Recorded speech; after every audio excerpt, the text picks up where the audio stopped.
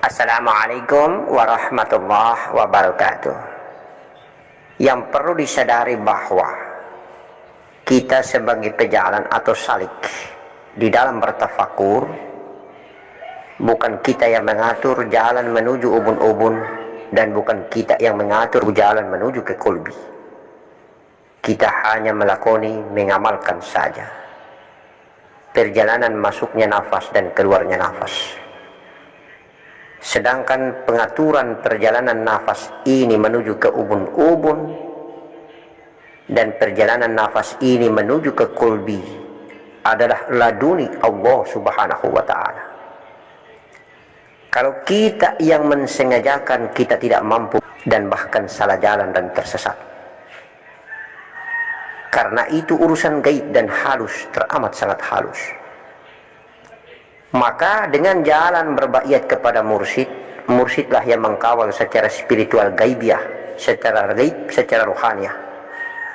Bagaimana caranya mursyid dan robita mursyid baginda Nabi Muhammad sallallahu alaihi wasallam yang mengkawal, menuntun perjalanan menuju ubun-ubun dan menuju ke kolbi?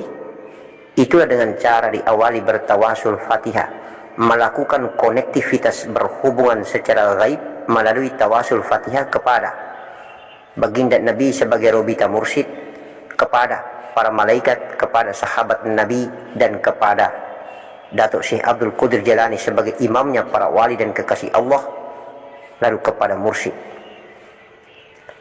Ketika melakukan konektivitas channel ini menyambung bertawasul Fatihah kepada hamba-hamba Allah ini, maka secara gaibiah insya Allah jiwa dan rohani daripada hamba-hamba yang ditawasulkan Fatihah ini akan mengkawal perjalanan itu dengan kehendak dan ridhonya Allah subhanahu wa ta'ala menuju kepada ubun-ubun kepala ataukah menuju kepada kolbi. Mana yang menuju kepada ubun-ubun kepala? Itulah nafas halus yang ada pada rongga hidung sebelah kiri. Mana yang menuju kepada kolbi? Itulah nafas kasar yang berada pada rongga hidung sebelah kanan. Nafas kasarlah yang keluar, nafas haluslah yang masuk. Nafas halus masuk selalu menuju ke ubun-ubun kepala, nafas kasar keluar dan masuk selalu menuju ke kolbi. Nafas kasar tugasnya keluar, nafas halus tugasnya masuk. Ketika nafas halus masuk berkolaborasi membentuk sebagaimana profil jiwa, maka insya Allah apabila dia turun ke kolbi, tandanya kita tidak pernah mengantuk, insya Allah. Dan apabila dibuka kasaf pendengaran, maka insya Allah kita mendengar suara kolbi dengan kasaf pendengaran hati batin kita. Allah, Allah, Allah, Allah. Sampai pagi pun kita duduk bertafakur, tidak pernah kita memiliki rasa kantuk dan tidak pernah kita tertidur. Tetapi kalau nafas halus ini membentuk profil seperti jiwa, kemudian masuk di ruang hampa, ubun-ubun kepala, jatahnya pasti kita ngantuk dan tertidur tidak sadarkan diri. Sampai pada puncaknya mengalami kematian, mati syurika, mati tabiikah, atau mati maknawi. Adapun dua-dua ini berperanan, berkolaborasi menjadi satu profil membentuk jiwa.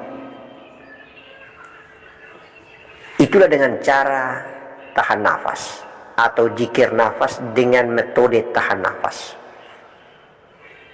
Dengan cara metode tahan nafas, maka nafas halus dan nafas kasar berkolaborasi menjadi satu nafas saja atau satu jiwa yang membentuk profil seperti jasad atau batang tubuh kita.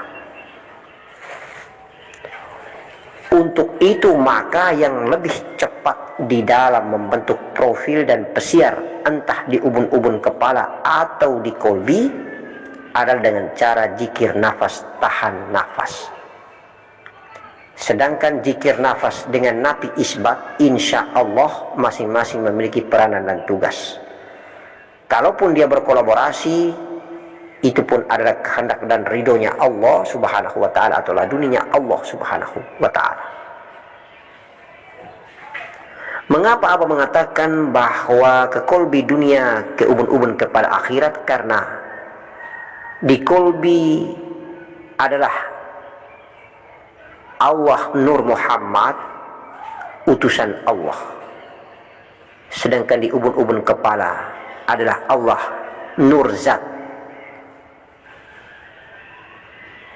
Allah Nur Muhammad di kolbi bertemu dengan Allah Nur Zat, maka fana dan lenyap, lebur, yang ada hanyalah Nur Zat yang ada. Itulah kematian, itulah akhirat. Akhirat identik dengan kematian, dunia identik dengan kehidupan. Maksudnya akhirat identik dengan kebinasaan. Tiada lagi aku hamba binasa, yang ada hanyalah aku Allah. Hanya ada satu Zat. Sedangkan untuk aktivitas mendapatkan rizki dunia dan akhirat, maka di dalam melakoni tafakur, ketika nafas keluar, insya Allah itulah menjemput rezeki dunia, dan ketika nafas masuk menyimpan rezeki akhirat. Maka kalau mau menjemput rezeki dunia, mendapatkan rahmat kasih sayang tentang rezeki dunia, gunakanlah nafas kasar dengan keluar, atau lebih tepatnya lagi dan lebih mudah lagi menggunakan nafas yang ada di mulut dengan cara berzikir lisan atau berzikir zahir dengan mengeluarkan suara. Amalia wirid zahir, insya Allah, dan doa zahir, maka dunia akan datang. Tetapi kalau tidak mau menuju ke akhirat, pakailah nafas dengan cara mengisbatkan atau dengan cara menahan nafas. Maka insya Allah rezeki yang didapat pun rezeki akhirat. Perjalanan kematian pun perjalanan kematian menuju negeri zat akhirat, insya Allah.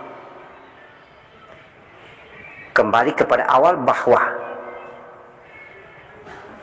untuk menuju ke zat dan menuju ke kolbi bukan dengan cara kita mensengajakan, karena itu gawean prerogatif dari Allah Subhanahu wa Ta'ala yang maha dahsyat. Proses menuju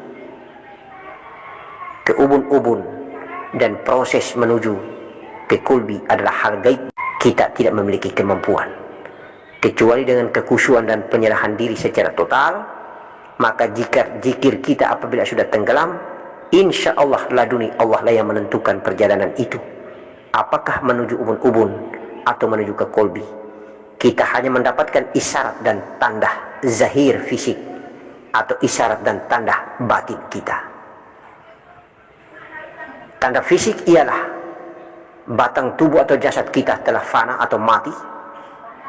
Tanda batin adalah napas kita pun telah tenggelam dan tiada. Yang ada hanyalah kasaf penglihatan gaib seperti kita menonton televisi, dan perjalanan indah jiwa kita, diri kita, dari negeri malakut yang satu ke negeri malakut yang lainnya. Kemudian sampai diri ini yang kita nonton seperti televisi itu hilang dan padam. Yang ada hanyalah kehidupan zat maha hidup, Allah Subhanahu wa Ta'ala, ma'rifatlah kita. Assalamualaikum warahmatullahi wabarakatuh.